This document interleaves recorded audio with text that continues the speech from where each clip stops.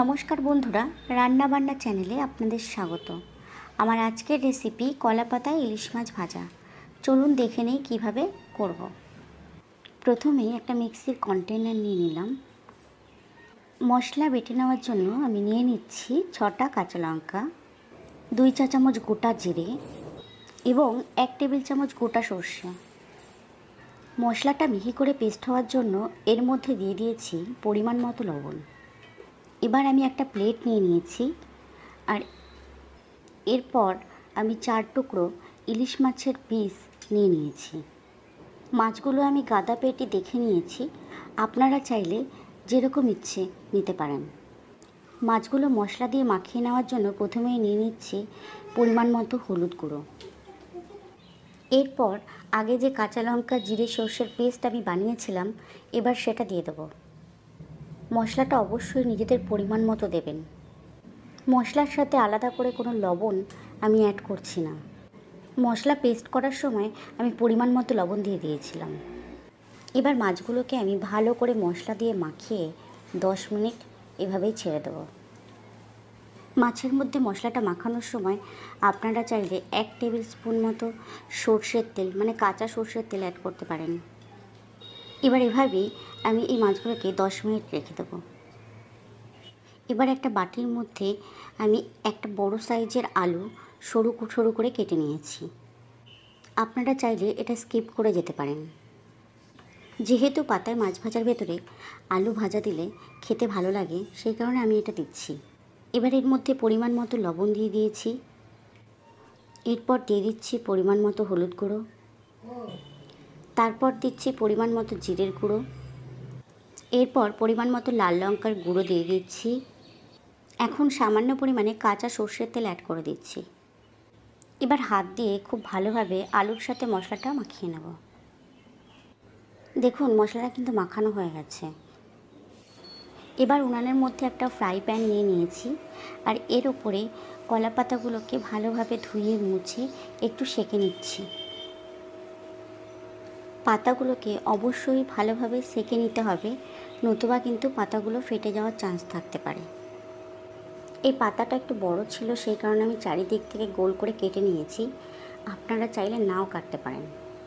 কলা পাতায় মাছ ভাজার জন্য আমি মোট 3 পিস পাতা ঠিক প্যানের সাইজের কেটে নিয়েছি। 2 পিস পাতা প্যানের সাইজের কেটে নেবেন আর একটা পাতার সমস্যা থাকলে একটু ছোটও নিতে পারেন। পাতাগুলোকে ছেঁকে নেওয়ার পরে যে ছোট পাতাটা ছিল প্রথমে আমি সেটা প্যানের মধ্যে বসিয়ে দেব।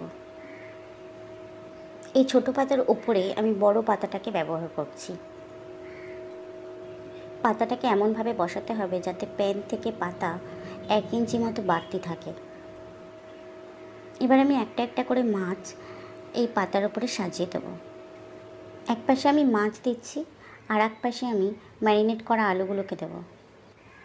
এবার ম্যারিনেট করা আলুগুলোকে আর এক পাশে দিয়ে দিচ্ছি। দেখুন ঠিক এইভাবে সাজিয়ে দেবেন।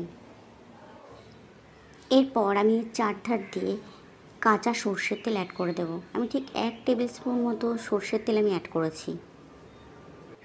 এরপর ঢাকনা চাপা দিয়ে দিচ্ছি। প্রথমে ঠিক হাই ফ্লেমে 2 থেকে 3 মিনিট রান্না করব।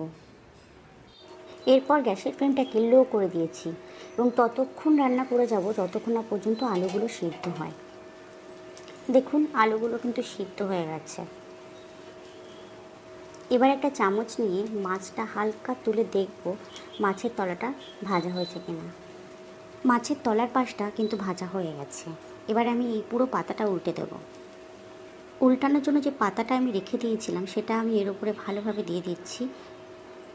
এবার এর মধ্যে ঢাকনিটাকে চাপা দিয়ে প্যানটাকে ঠিক এইভাবে উল্টে দিতে হবে। দেখুন আমি কিভাবে উল্টাচ্ছি, ঠিক এইভাবে উল্টাবেন।